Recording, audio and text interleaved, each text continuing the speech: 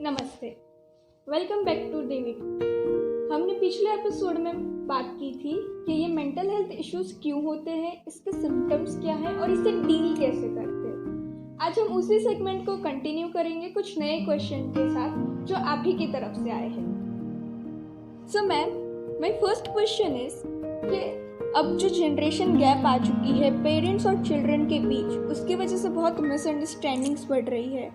और कभी कभी ऐसा होता है कि पेरेंट्स है वो ऑड सिचुएशंस हैंडल नहीं कर पाते, जैसे कि उनके बच्चे को अट्रैक्शन हो गया तो वो डांटेंगे या तो मारेंगे, डिटैच कर लेंगे सामने वाले से। तो उस सिचुएशन में कैसे रिएक्ट करना चाहिए पेरेंट्स को भी और चिल्ड्रन को भी? ओके, फर्स्ट ऑफ ऑल एक ही क्वेश्चन में दो क्वेश्चंस आ गए। That's the trick. तो how to handle the generation gap and how to handle एक टीनेजर को जब उसको वो हार्मोनल चेंजेस आते हैं या एक अट्रैक्शन फैक्टर आते हैं, राइट? तो first of all we shall discuss about generation gap. What is this generation gap? Generation gap क्या है वो समझना सबसे ज़्यादा ज़रूरी है।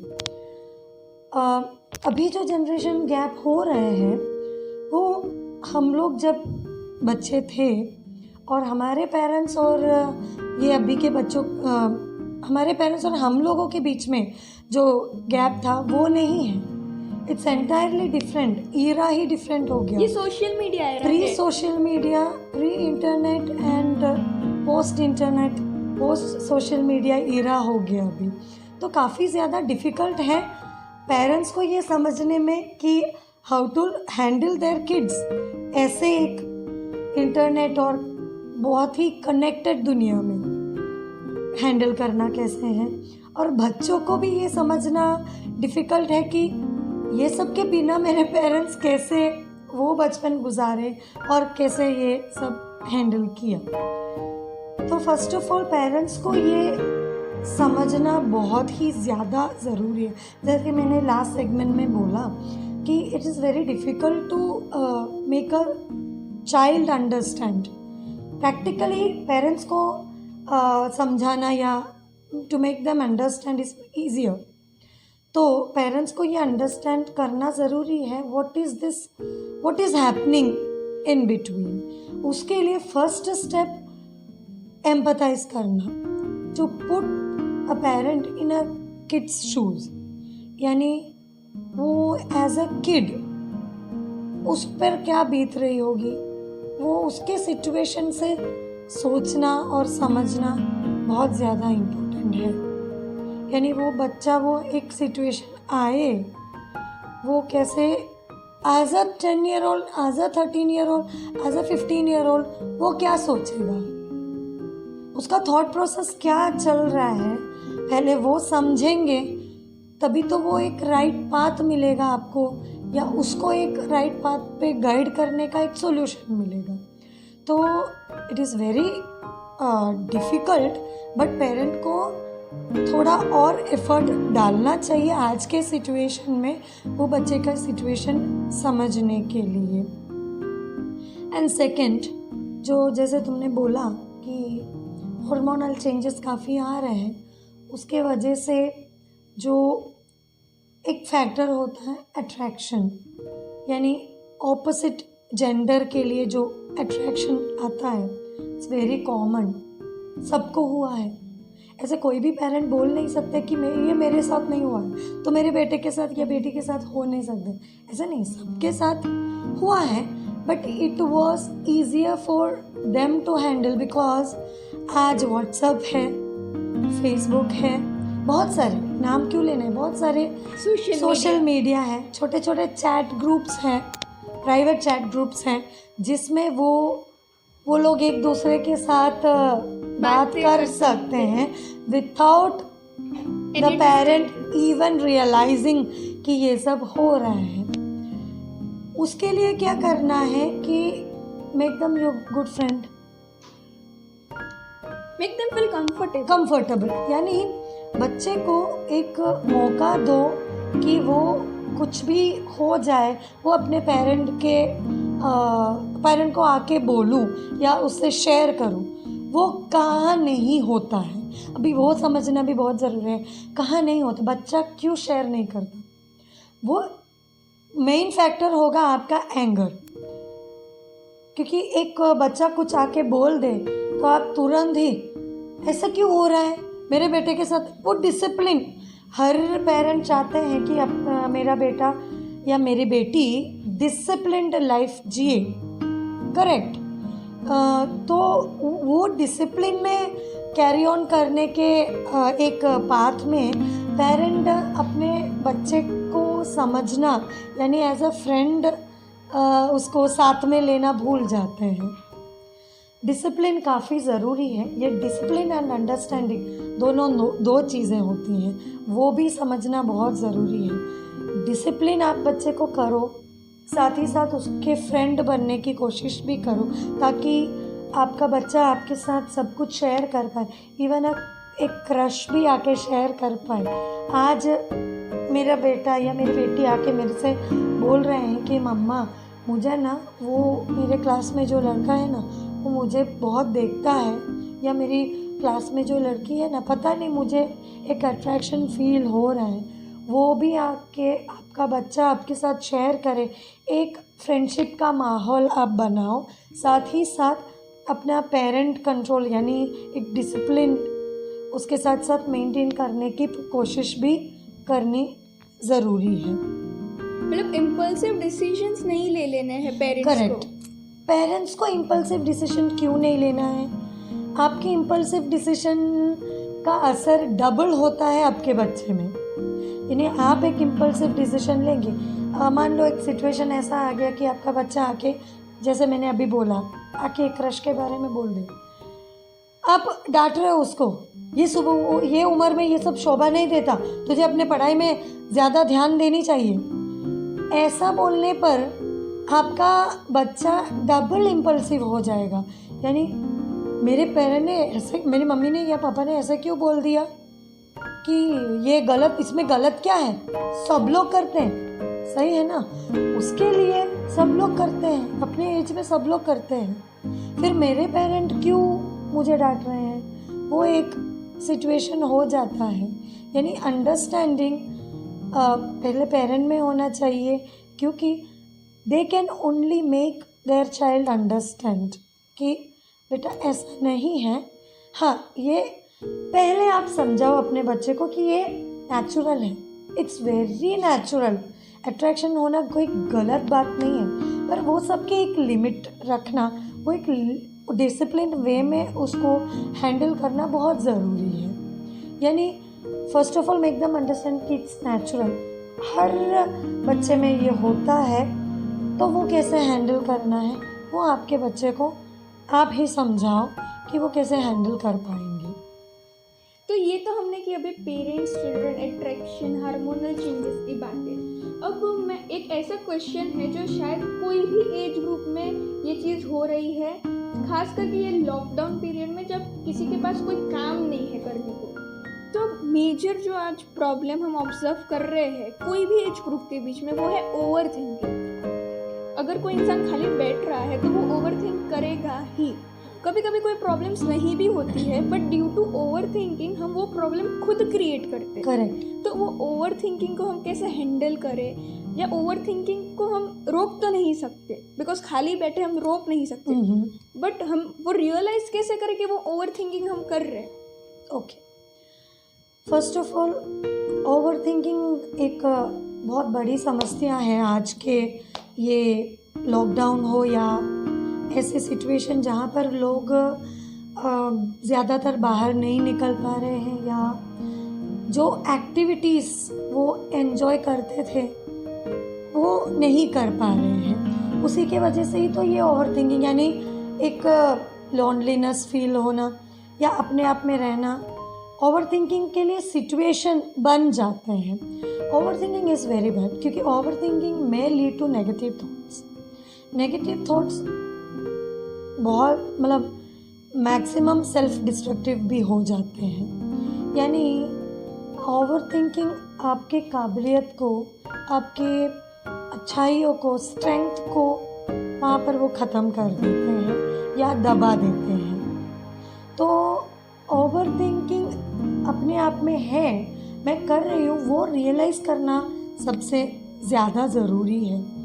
वो कैसे रियलाइज़ किया जाए, यानी कोई भी पर्सन ऐसा जानबूझ के तो ओवर थिंकिंग ऐसा नहीं, मैं ओवर थिंकिंग कर रहा हूँ या कर रही हूँ सोच के तो नहीं जाएगा। सबसे पहले ओवर थिंकिंग का सिचुएशन ही आप क्रिएट मत करो। Don't be lonely. आप अगर अकेले ही बैठ पा रहे हो, आपके साथ कोई नहीं है, तो डू समथिंग क्रिएटिव या डू समथिंग प्रोडक्टिव। बहुत सारे लोगों को ऐसा मैंने देखा। I am a creative person, यानी एक परफॉर्मेंस आर्ट टीचर हूँ मैं। तो मेरे यहाँ पेरेंट्स अपने बच्चों को एडमिशन के लिए लेके आते हैं, तो मैंने ये देखा है कि पेरेंट्स को बोलते हुए कि मैं ये नहीं कर पाई, तो मेरी बच्ची को अभी मौका मिल रहा है तो मैं उससे करवाने की कोशिश कर रही हूँ। तो अभी मौका है ना, टाइम है आपके पास। पहले तो आपके पास टाइम नहीं होता था, आपके पास सिचुएशंस ऐसा नहीं होते थे कि जाके कुछ कर पाए। अभी तो काफ़ी सारे online courses, online workshops offer हो रहे हैं। तो अभी ऐसा मौका मिल रहा है तो why not do something protective. आप कुछ नहीं कर पाए, आपका कुछ सपना, छोटे छोटे सपने जो अधूरे रहे थे, उसको करने की कोशिश करो ना। फॉर एग्ज़ाम्पल, आप कुछ इंस्ट्रूमेंट्स या इवन सिंगिंग करना चाहते थे, काफ़ी सारे सिचुएशन के वजह से आप नहीं कर पाते थे, कि अभी के जो टीनेज और बच्चों के लिए तो अभी इजी हो गया है, उनको ज़्यादा मौके मिल रहे हैं, पर बड़े लोगों को ऐसा नहीं मिल रहे थे, क्योंकि तब इतना सब एक्टिव नहीं थे, इतने सारे अपॉर्चुनिटीज़ नहीं थे, इतने सारे क्लासेस नहीं थे, अवेयरनेस नहीं था। तब पढ़ाई ही करनी है, यानी ये सब से कोई मतलब नहीं है, ऐसा वाला एक थॉट प्रोसेस भी होते थे। पर अभी ऐसा नहीं है। अभी के सिचुएशन में काफ़ी सारे मौके मिल रहे हैं, तो मौके का फ़ायदा उठाओ। जॉइन इन समथिंग क्रिएटिव, कोई क्रिएटिव क्लास ज्वाइन करो, या आपको योगा करना था, जिम करना था, अभी कितने सारे online courses, online teachers available हैं, उसमें ज्वाइन करो। डू समथिंग प्रोडक्टिव, वो एक चीज़ है। दूसरा, आप ऐसा मत सोचो कि मैं सामने रूबरू मेरे फ्रेंड से या रिलेटिव से या पेरेंट्स से नहीं मिल रहे हैं तो मैं सब लोगों से डिटैचमेंट फील करना। वो डिटैचमेंट फील करना भी एक over thinking and negative thinking का एक बहुत बड़ी बात है। वो why to feel detached. Virtual एक वर्ल्ड ही आज सबके लिए ओपन हो गया है। कितने सारे वीडियो कॉलिंग ऐप्स अभी अवेलेबल है, तो आप अपने चहीते लोगों से आप जिसके साथ बात करना चाहते हैं, share with them through the virtual world. Call करो, वीडियो कॉल करो, इंटरेक्शन बढ़ा दो। तो क्या है कि आपको वो मौका ही नहीं मिलेगा कि ये सब नेगेटिव, हाँ, सोचने का मौका ही नहीं मिलेगा। ऐसा सब बहुत सारे चीज़ें अभी अवेलेबल है कि make ourselves busy. Main motto वो होना चाहिए, मेक आवरसेल्फ बिजी, कुछ जिसमें हम खुश रहे। देखो, एक इंसान को ये समझना चाहिए, happiness comes from with in.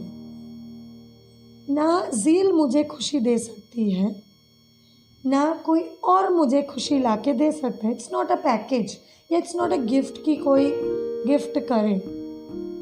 ये मुझे छोटे छोटे चीज़ों में मेरी अपनी खुशी ढूंढना पड़ेगा, राइट? तो मुझे उतना अवेयर रहना है कि सेल्फ अवेयरनेस, कि मुझे किस चीज़ से खुशी मिलती है, उसको चेस करो। उसकी अपॉर्चुनिटी है अभी। अपनी खुशी खुद से ढूंढने की कोशिश करो। किसी और को ये यानी तुम्हें इससे खुशी मिलती है ऐसे बोलने का मौका मत दो। मुझे पता है कि मुझे किस चीज़ से खुशी मिलती है, तो वो रियलाइज़ करो।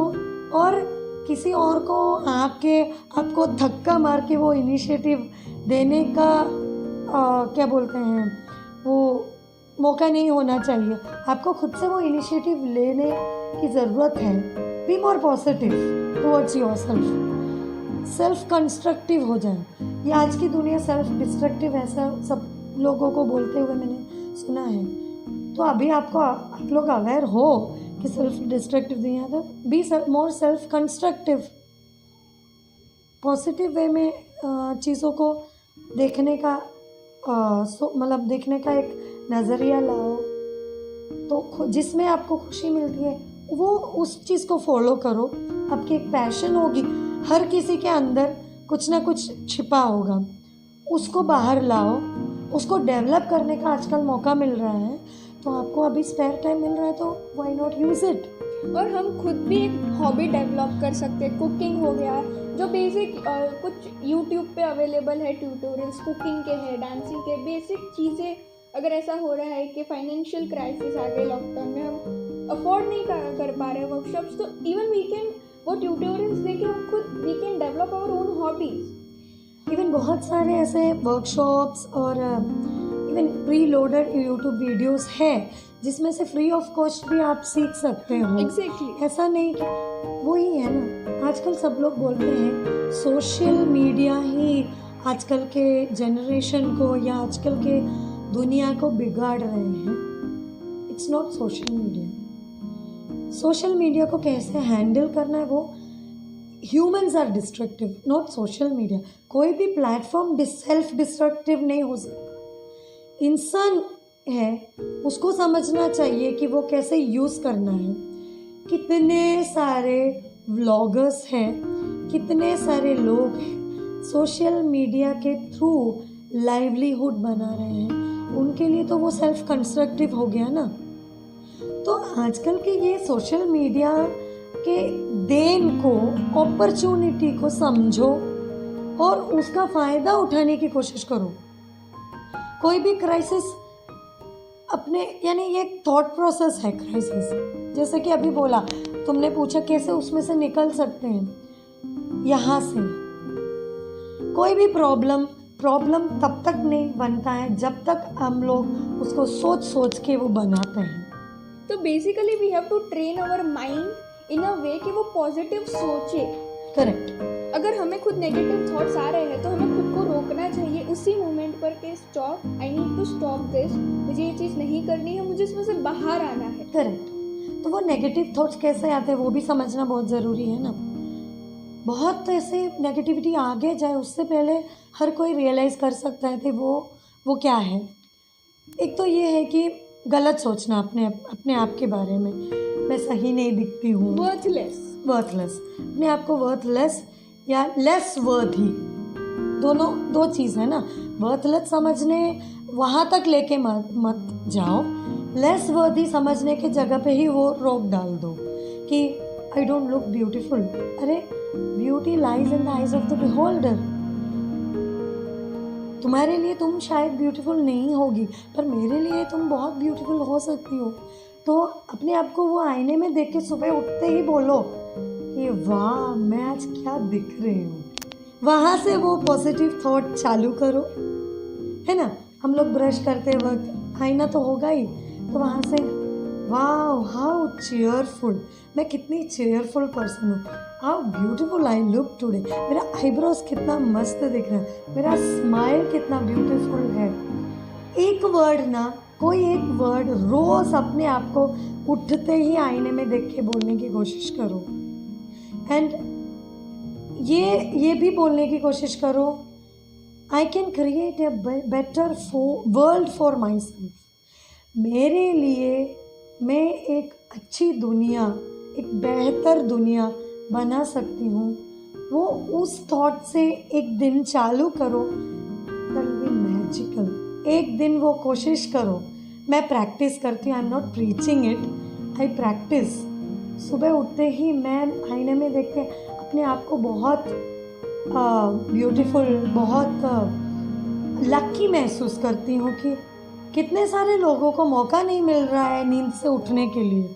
नींद में ही कुछ हो जाता है, उठ नहीं पाते, पैरालाइज हो जाते हैं, कुछ ना कुछ होता है। हे भगवान, थैंक यू कि आज मुझे उठने का मौका मिला and I am standing here very वर्दी एंड ब्यूटीफुल, वो थॉट से एक दिन चालू करके देखो, it will be magical. So ma'am, it was a wonderful talk with you today. आज हमने जनरेशन गैप, नेगेटिव थॉट्स, उसे कैसे कंट्रोल करना है, इस सब बारे में बात की। आपको कोई भी क्वेश्चन हो मेंटल हेल्थ रिलेटेड तो आप हमें बता सकते हैं। हम यहाँ पे शेयर करेंगे वो क्वेश्चंस आपका नाम और आइडेंटिटी रिवील किए बिना। अगर आपको ये वीडियो और इसमें कही हुई बातें अच्छी लगी हो, रिलेटेबल लगी हो और आपको लगता है कि ये इन्फॉर्मेशन से किसी की सिचुएशन बेटर हो सकती है तो प्लीज़ शेयर कीजिए और उन्हें कहिए कि सब्सक्राइब करें। हम यही वीडियोस आप तक लाने की पूरी कोशिश करेंगे। Thank you.